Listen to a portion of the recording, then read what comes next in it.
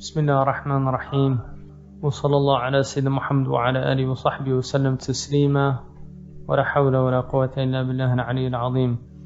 Alhamdulillah. The second pillar after the shahada is called prayer, salah. And again, there are different types of prayer. It's interesting that in the Quran, and this is brought out here, is that the thing that is commanded more than any other human activity in the Quran is prayer. Salah, prayer. And also the Prophet ﷺ said that as-salatu imadu din, that the prayer is the imad of this religion. It is the central pole or pillar that holds the tent up. And the traditional Bedouin tents had 4 pegs on each side, and then they had a central peg. So the idea here is that the 4 other pillars, the shahada, zakat, fasting, and hajj, are these other pillars. But the prayer is really what's giving this tent its real reality. So prayer is at the essence. And the Prophet ﷺ said, a dua, which is another word for prayer, a supplication, a dua mukhul ibadah.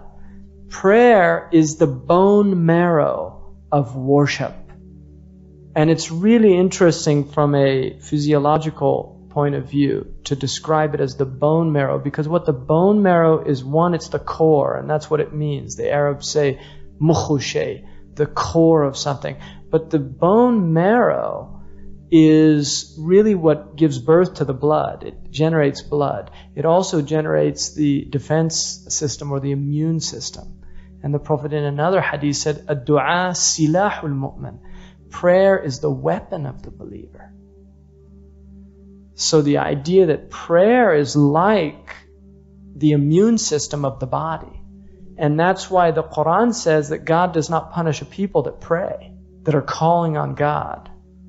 So one prayer is the salatullah.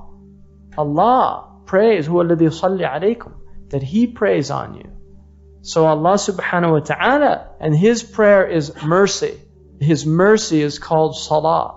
It's the same word that's used, but it has a different meaning. But it's considered salah.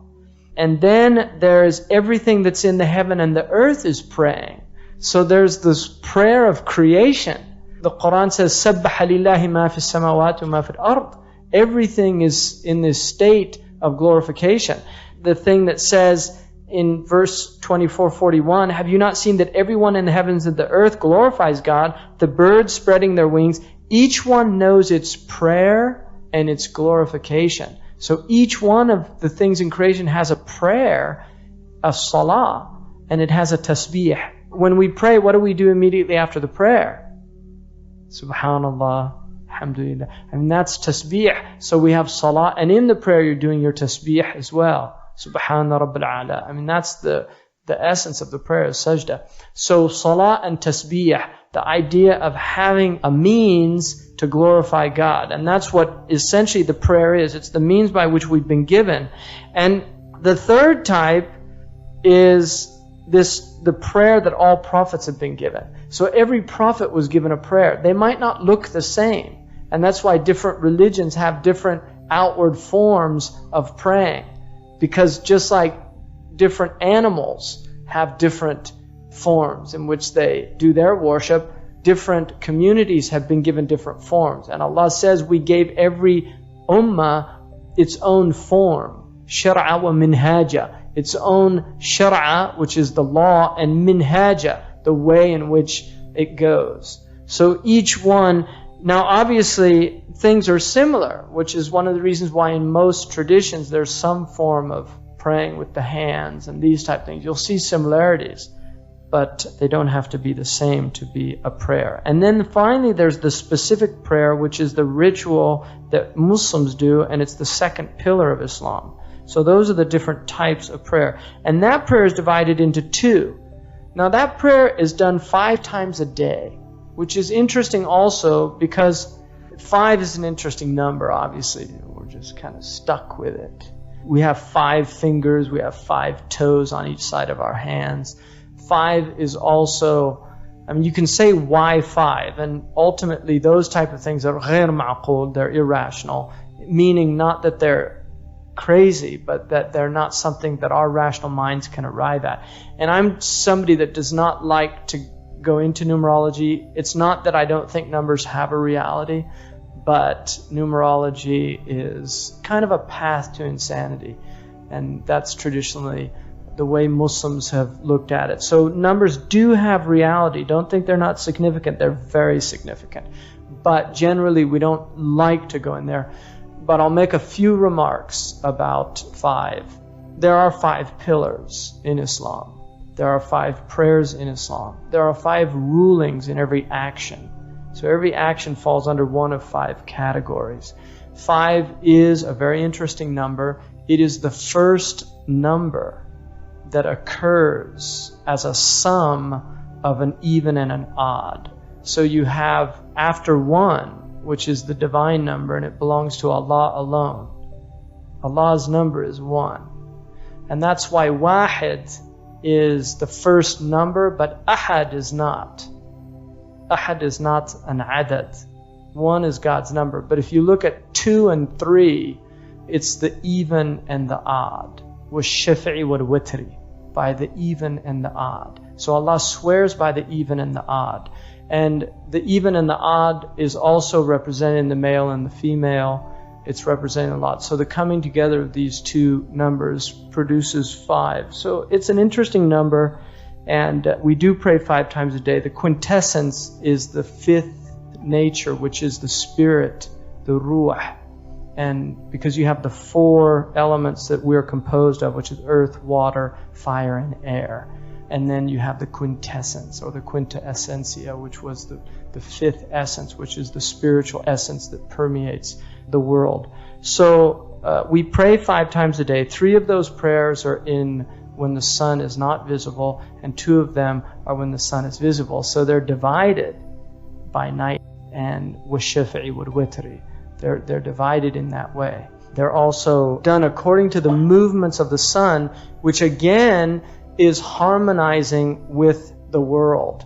So the idea of watching the sun, if you get up before dawn, Muslims should do that. I mean, you should have been up this morning. If you pray, you should have been up before the sun went up. Just to see that every morning is something spectacular. Just to go out and look at that phenomenon of the breaking of dawn and what that means. Then watching that sun move across and becoming aware of this movement that's occurring every day. Because one of the things about modern human beings is they're so out of sync with reality, just with nature.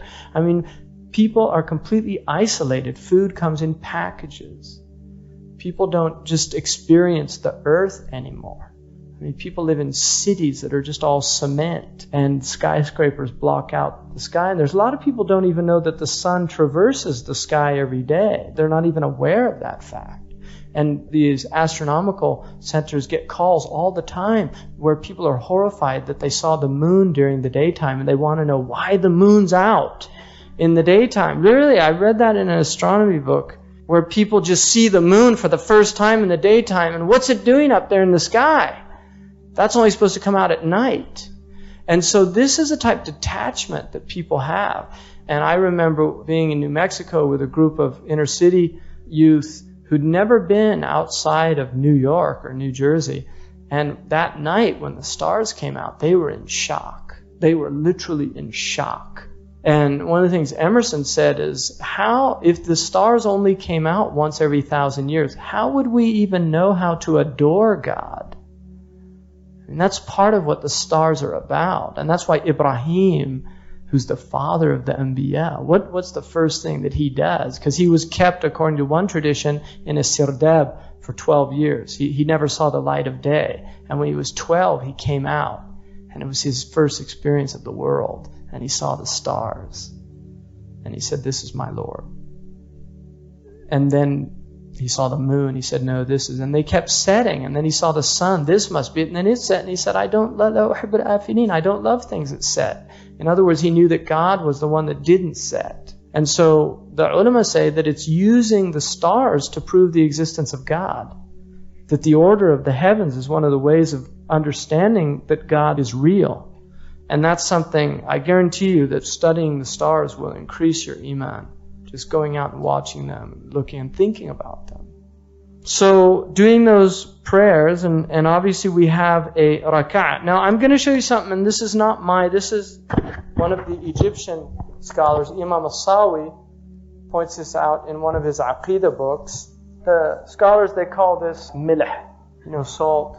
One of the things that he said is that the word Ahmad is the form of the prayer. That you have a standing position, and then a bowing position, and then a prostrating position, and then the sitting position. So, and he said also it's in Adam's name, which is the standing, the bending, and the sitting, and then the sajda. So, the letters, the human being has been designed to pray. And one of the things that you can notice when you do wudu is that you're designed, the wudu works perfectly. I mean, just if you watch, just when you do wudu, you'll realize that all your limbs are made to do this thing. Each one of these positions of prayer. And that's why you don't go way down. You stop right where it's natural to stop. Because as you go further, it begins to hurt. The body is designed to do ruku'ah. Because when you get to that, most people can get to that point, it doesn't hurt. If you try to go any further, you'll feel the pain of that. And then the sajda, the going down on all 7 limbs. I mean, this is very interesting as well, of putting everything goes down. And then sitting as well, this sitting position. So each one of these positions, the prayer conforms with the body perfectly.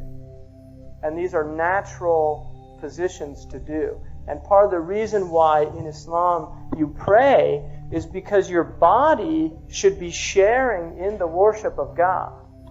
So the body itself is participating. You don't just sit and meditate. It's not in your head. That your body is actually worshiping with you. And this removes this kind of dualistic mind-body separation. It's a very profound, and really, if you're on a strong path, you will spend your life perfecting it and mastering it. You will never reach the ultimate prayer. And that's why the prayer is something that must be done every day, 5 times a day, until you die. Because, one of the things about katas, when you do a kata, the reason that they have to do them every day is not just to keep remembering them, but to perfect them. Mastery in a martial art is a lifetime experience. And every martial art, I don't care if he's reached, that he will admit to you, I'm not as good as my teacher. I still haven't perfected this. They're always working on that perfection. And that's the thing about the prayer, is that it is a lifetime commitment. So that's why if you're doing it the same way every day, you're missing the point. That you've fallen into a perfunctory routine. You've gone to sleep. That the prayer should be a commitment. It is a lifelong commitment to the mastery of the art of communicating with God.